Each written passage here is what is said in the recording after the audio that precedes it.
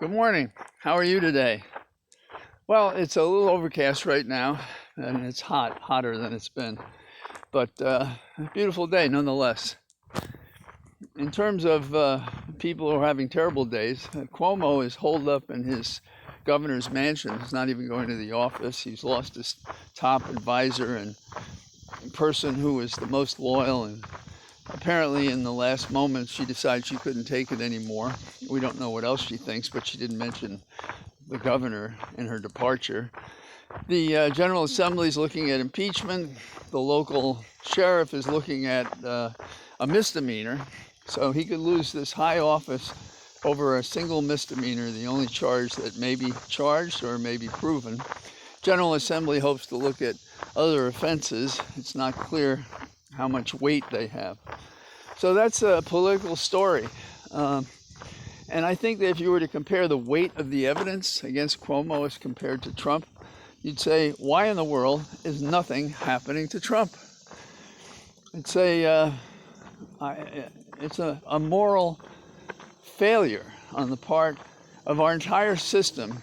The people who commit crimes as spectacular as Trump did are not called before a grand jury, not charged with anything. It's just amazing to me. So let's turn our attention to the other two things that occupy our thinking. Of course, the virus, the pandemic, and the other thing, of course, is global warming. In the category of the virus, we have the governor of Texas, who has a ban on masks in the state. Now, you have a freedom not to wear a mask, but you don't have a freedom to wear a mask. Anyhow, the court has decided, well, that's all wrong, and that got thrown out the window. And, well, I'm sure there'll be challenges, but that's where it stands now. The other thing is, consider the fact that you got a Texas governor who's dealing with 10,000 infections a day, and the hospitals are overrun, and he's inviting people from other states to come help. So on the one hand, he has this tremendous problem he's acknowledging, and he's not doing what is necessary to protect us from it. Whereas, say, at the federal level, the Biden has put in a rule in place that the Pentagon, everybody has to be vaccinated, which is sensible. And we're going to see it more and more, and I guess there's going to be an uproar. But people's desire to, quote, be free to harm themselves and others is not a freedom that we can endorse publicly. So I don't think that's going to go very far, but there's going to be a lot of fighting about it. There was a Florida news jockey who was saying, hey, this is all a hoax. Well, he's now dead of the virus. So we have these people that learn the hard way, and in their dying moments they say, oh, you should go out and you should get the vaccine and you should wear masks and stuff like that. True deathbed conversions, but on their own deathbed. It is beyond me. Now, a second category, I talked yesterday about the environment. I'm not going to repeat myself. Today a lot of the stories are about what's a day old news, and actually decades old news, that we better do something or we're all going to pay for it.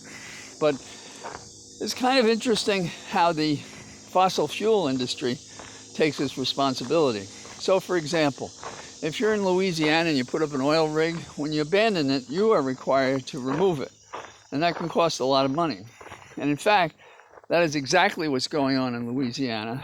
And to take down all the rigs and all the different platforms that they're not using anymore, they estimate would cost $9 billion. Now, so they don't want to do it, and they're not doing it.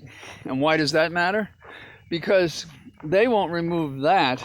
Louisiana and those in the Gulf can't get at the sand because of these rigs, which is necessary to shore up the coastline because the waters are rising.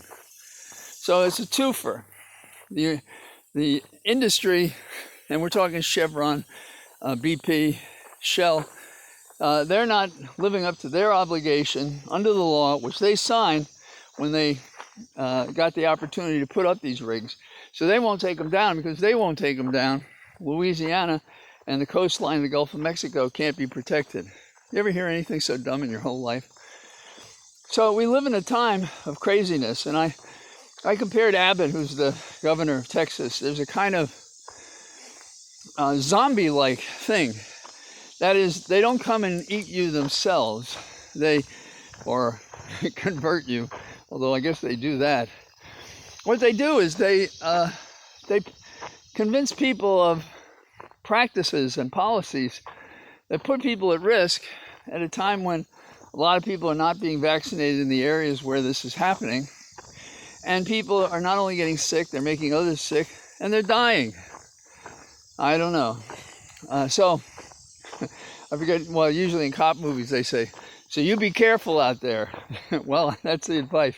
You be careful out there. You can't trust people unless they flash their vaccination card at you, and even then you don't know because of the breakthroughs. So, nice talking to you. Here I am in the my palace, if you will, of trees on a dirt road, and that's just fine by me. Talk to you tomorrow. Bye-bye.